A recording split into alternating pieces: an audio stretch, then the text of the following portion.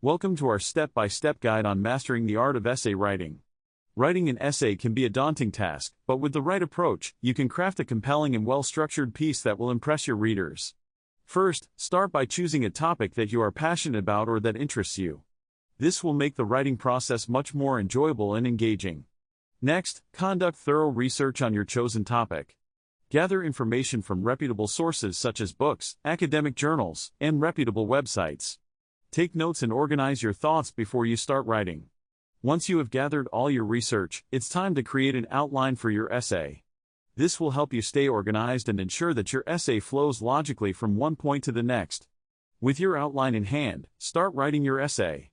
Begin with a strong introduction that grabs the reader's attention and clearly states your thesis statement.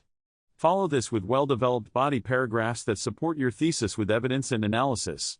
Finally, conclude your essay by summarizing your main points and restating your thesis. Make sure to leave a lasting impression on your reader. Remember, practice makes perfect when it comes to essay writing. Keep honing your skills and seeking feedback to improve your writing. Thanks for watching, and don't forget to subscribe to our channel for more tips and tricks on writing.